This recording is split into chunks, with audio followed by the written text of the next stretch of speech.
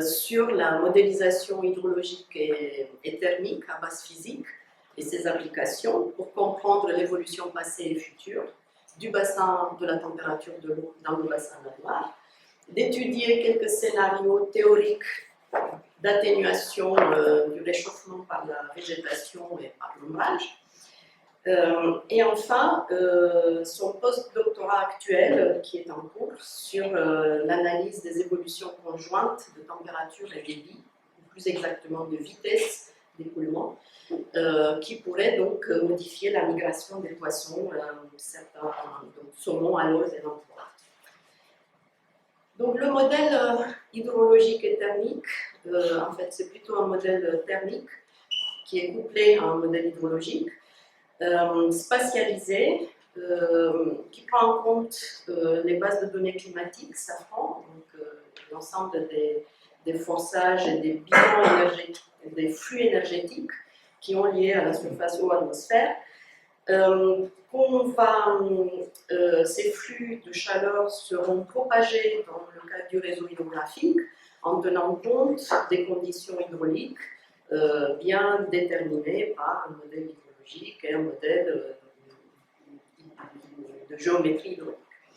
Donc ce que ce modèle a de précieux, c'est une représentation assez fine de la végétation riparienne, qui prend en compte donc, des différentes hauteurs des arbres et avec une phénologie et qui va permettre donc, de déterminer l'ombrage en fonction de l'orientation du réseau hydrographique, du soleil, etc. Donc on a appliqué ce modèle développé par Aurélien Beaufort en 2016, qui a été enrichi par ce module végétation en 2018 avec la thèse de Pierre Loïc, et enfin Agnier qui aide à exploiter ce modèle pour voir les évolutions passées et futures. Donc en termes d'évolution passée, depuis 1963, date à laquelle on dispose des données SAFRAN, on observe une diminution des débits assez significative dans le Massif central, donc une diminution qui peut aller jusqu'à moins 16%, qui est liée donc à une augmentation de l'évapotranspiration, environ plus 10%, et aussi à une diminution des précipitations plus faibles, mais voilà, qui peut être significative ou non significative dans le bassin versant.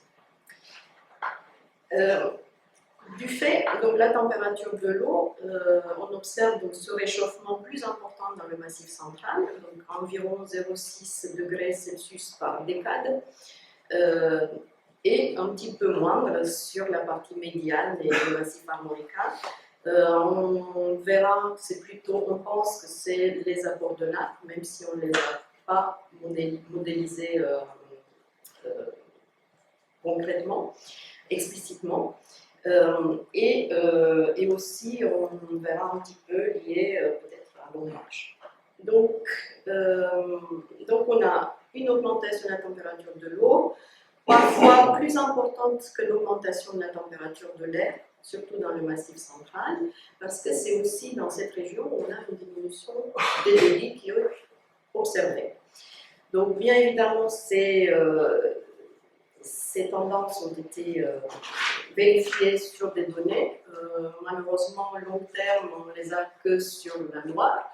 Les 4 stations sont assez similaires, donc on n'apprend pas forcément de plus parce que la température ne varie pas énormément sur ce tronçon-là. Mais on voit que les tendances sont bien représentées et sur ces 43 dernières années, donc on a des échauffements entre 0,8 et environ 2,5 degrés, suivant les saisons. Donc on peut voir, suivant ces décades, donc des variabilités et des réchauffements qui ont lieu suivant des décades, et on voit surtout le passage à la fin des années 80, sur la décennie 90, où on a une augmentation assez importante, c'est le breakpoint dans nos séries, Et ça permet ensuite donc, de voir le réchauffement actuel. Donc on est sur la période estivale, donc en moyenne sur le bassin de la Loire, l'ensemble des cours d'eau, c'est une moyenne arithmétique, mais elle donne 16,5 degrés. Donc selon les projections futures, donc, on a testé 3 scénarios, donc un scénario très chaud et sec, un scénario chaud et humide, un scénario intermédiaire et 3 scénarios de gaz à effet de serre, donc 2,6, excusez-moi, 4,5 et 8,5. Donc les résultats, bon, suivant les scénarios, on a cette augmentation qui continue de la température de l'eau, qui peut aller jusqu'à 2-3 degrés en fin de siècle par rapport à la période 1990-2019. Et cette augmentation, donc, on la voit, donc, elle est en cohérence avec la diminution des débits, l'augmentation de la température de l'air et un peu de diminution de précipitation. Donc, un peu plus exactement ici dans le temps, l'évolution dans le temps, depuis 1975 à 2100, et on voit la continuité de ces réchauffements avec des signaux tout de même moins robustes pour les anomalies des débits. Et donc, ces anomalies sont moins significatives. Donc, pour la Loire moyenne, donc en amont d'Orléans, je dirais que par rapport aux travaux déjà publiés, elle se situe plutôt dans la fourchette haute des réchauffements par rapport à des rivières en Autriche, en Suisse, en Pologne. Et cela est expliqué par son caractère morphologique et surtout morphologique et climatique. Donc là, c'est une reconstitution des prix 1880 et on voit pareil les canicules 1870, le réchauffement autour de 1940, mais la bascule fin des années 80 qui est enregistrée sur les modèles, sur les observations et la continuation qui varie suivant les scénarios. Donc, bon, maintenant, regardons d'une façon plus précise en termes de saisonnalité. Et on va avoir donc des changements dans la saisonnalité des débits, qui ne sont pas très bien pour l'instant perçus, mais sur ces graphiques, on voit qu'on a des changements de saisonnalité, avec quand même des étiages un peu plus sévères et longs. Et on a des augmentations des températures de l'eau qui sont relativement synchrones. Mais la combinaison des deux va désynchroniser ces conditions qui peuvent être favorables pour les différents stades pour la migration des poissons. Donc la question que les collègues se posent actuellement, c'est est-ce que ces poissons migrateurs ont-ils encore assez d'eau et à la bonne température? Donc les travaux de Hilaire Guino dans le cadre d'Antoninaire et avec les doctorants, postdoctorants, dans le cadre des collaborations entre ADF, permettent donc d'utiliser ces chroniques de température et de vitesse pour essayer de voir si les périodes de migration ont évolué, si les conditions favorables à cette migration ont changé, et les mettre en perspective des données déjà enregistrées au niveau des passes à poissons de 4 stations mesurées, suivies par l'holographie dans le bassin de la Loire. Donc on observe des conditions favorables qui sont dans la limite de la littérature, dans la limite de ces passages au niveau des passes à poissons.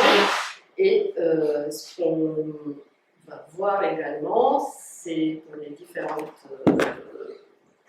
pour les 3 espèces qu'on a étudiées, le saumon, la lauze et l'anchois, des occurrences qui semblent diminuer, des occurrences favorables qui semblent diminuer pour le saumon, surtout pour les saumons qui ont migré en automne, et des conditions qui sont plus favorables pour d'autres espèces comme la lauze ou l'empois, même s'il y a une grande variabilité dans ces chroniques.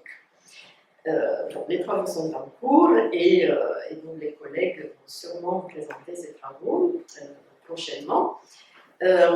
Si je reviens à cette température, à la façon de l'atténuer, donc on a deux possibilités. C'est la première possibilité que je n'envisage pas ici, c'est l'apport des eaux souterraines, qui apportent une eau plus fraîche l'été. Et une eau plus froide l'hiver. Une autre façon, c'est voir l'aspect végétation et ombrage si ça permet d'atténuer. Donc, avec le modèle pour l'année 2003 et le 1er août, on a fait quelques simulations théoriques en augmentant de 30% ou de 100% la végétation sur nos tronçons. Et aussi diminuer pour voir l'effet.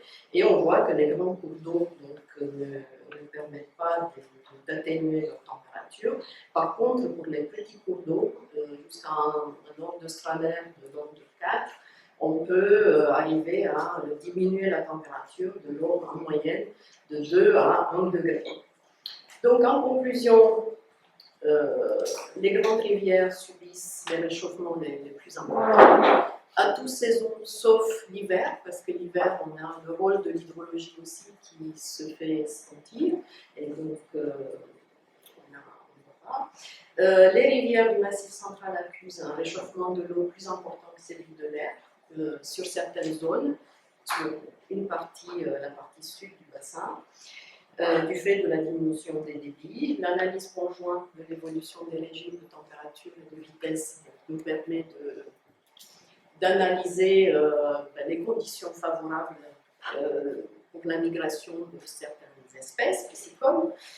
Et l'ombrage pour les petits cours d'eau est une solution qui semble appropriée et qui nécessite d'être encore mieux étudiée pour aller sur des propositions de respiration. Donc enfin, la modélisation couplée à base physique est une piste pour analyser des scénarios et utile aussi à d'autres applications. J'espère que